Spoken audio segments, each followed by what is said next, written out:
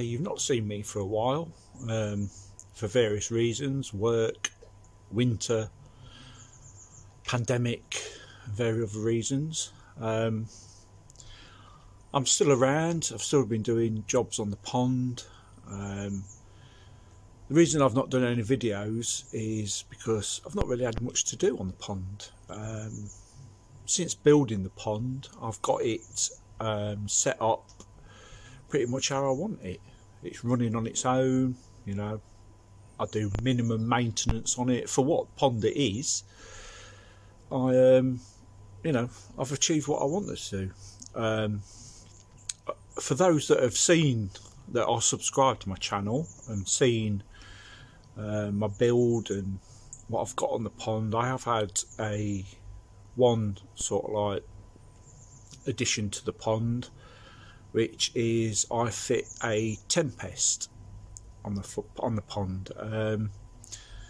So yeah, so what I'll do is I'll spin you around and then I'll show you the Tempest, where it's fitted, how I fitted it, and I'll put up there a few photos of the build and what I've done with it. And yeah, if you think that I've done it wrong, or you know, you could have done it in better ways, then let me know in the comments, and yeah, we'll go from there. So let's spin you around and we'll catch you later. So welcome back, guys. Yeah, so as I said before, I fitted a Tempest, and there it is. It's in my little housing that I made, which, you know, I thought it would be an eyesore, but the way I've done it and that, I think it blends in well with the landscape of the pond that it's in. I know a lot of people have them hidden, and the reason why I've done it like that is so it kind of is hidden, but not like hidden like I would put it in that shed or that shed. So that's where it's got to be, and that's where it's going to stay. It was easy to put in, which is a good thing. It is running as, now EA say that you can run it as a standalone filter,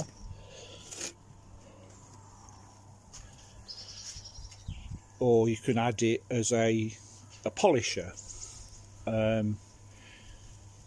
Due to the position that I'm in, I could only run it as a semi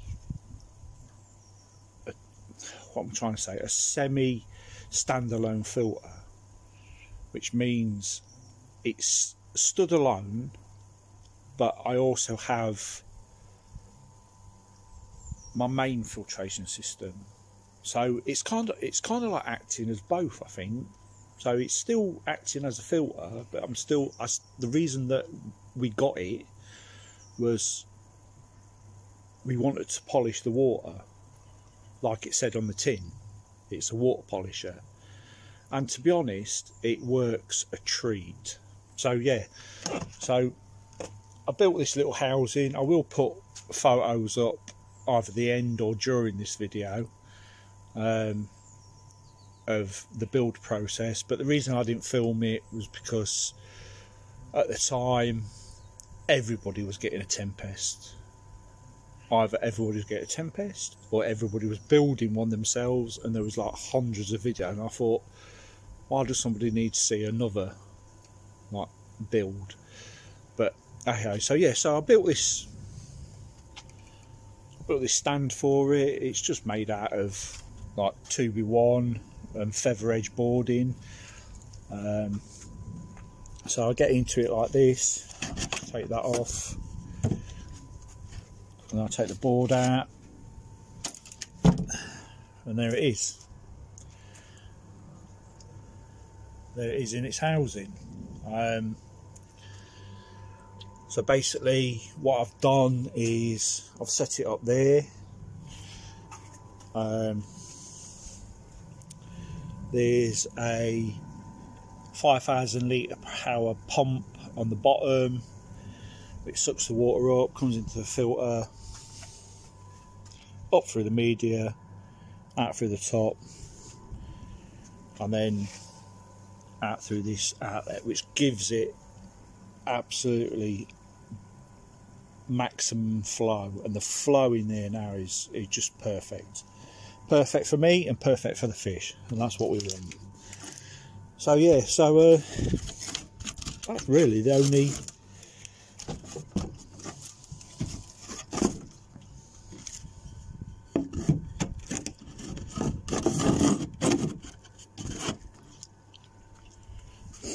that's only really addition I've added to the pond. I've not really done anything to it. Fish are all happy. No problems with the fish, no problems with the water. Had a couple of nitrite spikes, but you know, I'm kind of like thinking, why are you getting nitrite spikes through the winter? My pond has got a lot of insulation within the build of the pond, so you know, it does. I know we've all had a kind of like another mildish winter, but the pond at the moment, considering it's February, is at 7.2, and this is, you know, I never cover my ponds, you know. I think because of the way it's built, and it's semi-sheltered, you know, I don't really get much wind on it, so I was going to cover it, but I thought, is it worth getting the covers, even though it hasn't, I mean, my pond hasn't fell below 5 degrees, you know. It might have done one day, but then the next day it's up to 8 degrees or 7 degrees, so I thought I'd give it another year, and decided not to cover it. The fish are happy. I mean, I bought a big bag of wheat germ, and the wheat germ was gone because the fish were, you know, they always wanted feeding. So, you know, unless you've got a heated pond, and you know, you don't want to lose all the electric costs and the heat from the pond, then, you know, yeah, everybody covers their pond. But you know, my setup is as it is, and I decided not to cover it. So yeah, so fish are all happy, like I said. I'm going to wait till like the spring before I start getting them out and seeing if they need any, you know, scraping them, see if they need any treatments or whatever before the start of the season. Then I know what I've got to do, and you know, things like that. The filtration is still the same. If anybody's, oh look, Storm Edna or whatever it is keeps blowing our bonsais over. The filtration is still the same. If anybody's watched my previous videos and that, then this is what it is. Oh, there we go.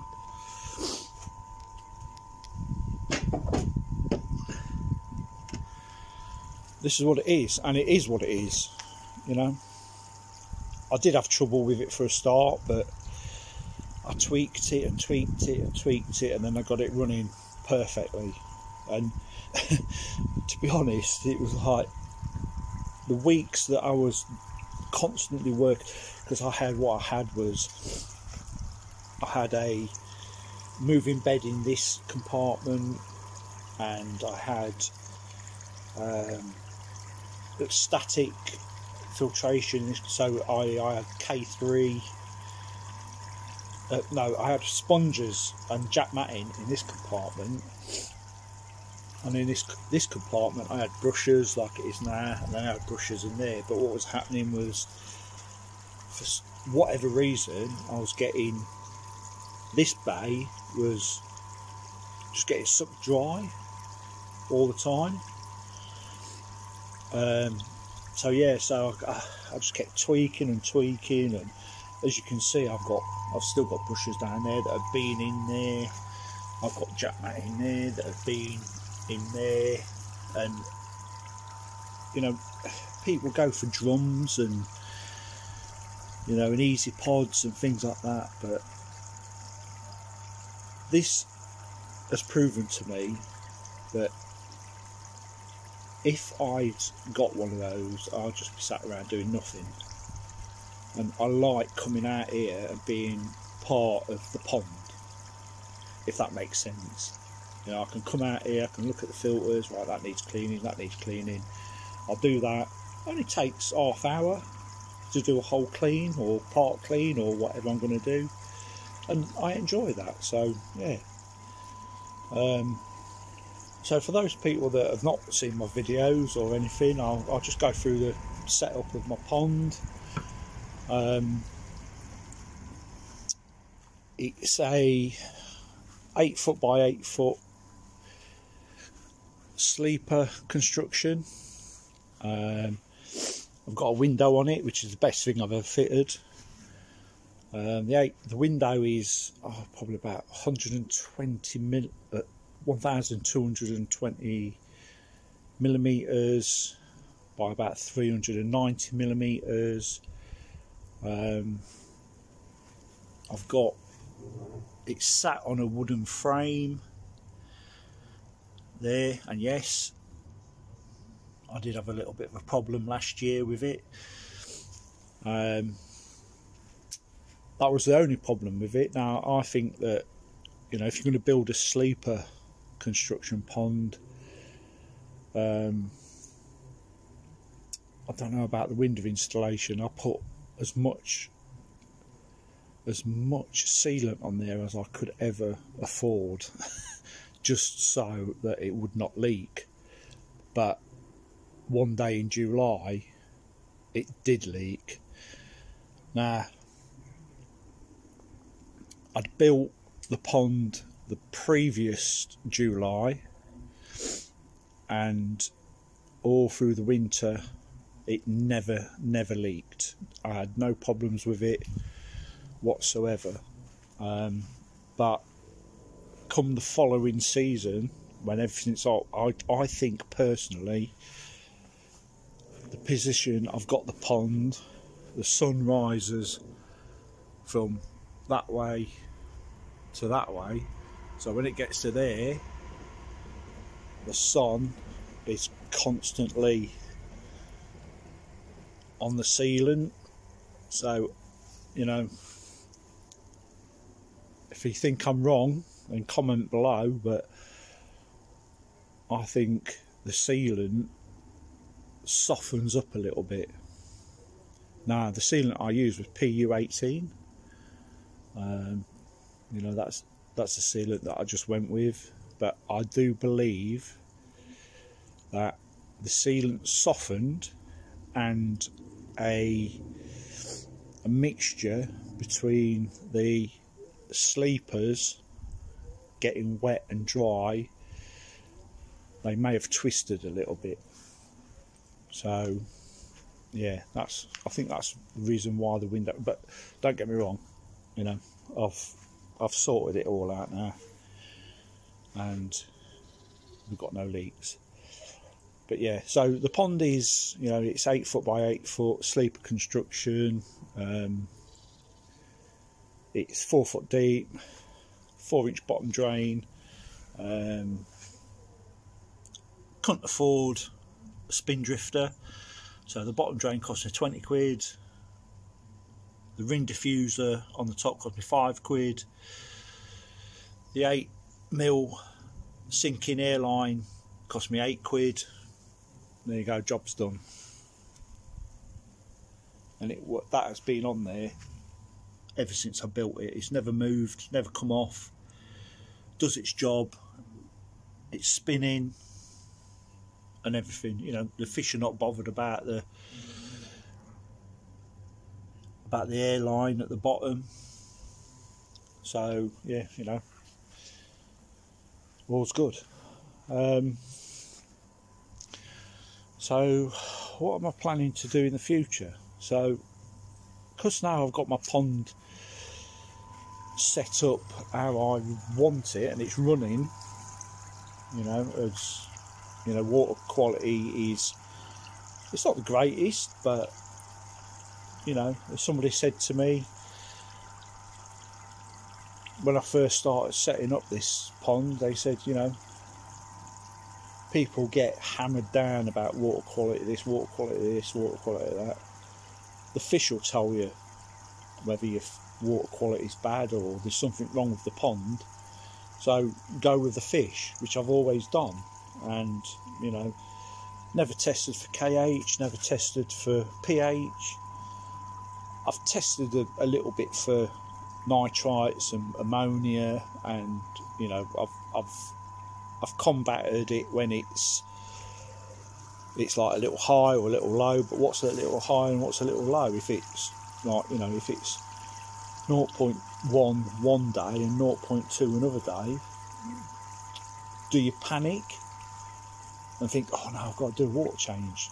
I don't think so. But you know, we all do what we want to do with our ponds. So yeah, it's just a basic 3-bay multi-filter with a vortex, 4-inch ball valve there, in from the 4-inch bottom drain. I've got a 70 litre an hour air pump that runs the main pond, and I've got a couple of air stones in there providing a bit of oxygen for any bacteria that's growing in the multi-bay. There's a valve there that I can turn up or down depending on what airflow I want. But yeah, there we are at the moment. Plans for the future? Well, in one of my other videos I did say that I was going to do something, but it never materialised. But I think the first step that we've made to doing what I want to do in the future, which is a grow-on tank, is I got bought for my birthday a shed, which then allows me, or is going to allow me, to move a lot of stuff out of here into the shed, and then I could set up a grow-on tank down here in this corner. So if any of you've got any, you know, I have watched YouTube videos on setting grow-up tanks and things like that, but like I said, I'm on a budget. I like to do things on a budget because I don't, you know, every man to his own. I've seen, you know, James Coy Whisperer and, you know, people like that, and that have spent loads of money on their ponds. You know, don't get me wrong, if I had that kind of money I would do that, but at the moment I haven't, so I'm going to do everything on a shoestring. Which, you know, I like watching Leon on Budget Koi Keeping because he's got the same sort of thinking as me. So, you know, shout out to Leon on that channel because he gives me a lot of inspiration. So yeah, so what I intend to do in here is build a grow-on tank. I'm not sure of the sizes yet. I've got to sort out, once I get all this lot clear, then I've got a better understanding of how much room that I've got to, you know, I've got to play with. I did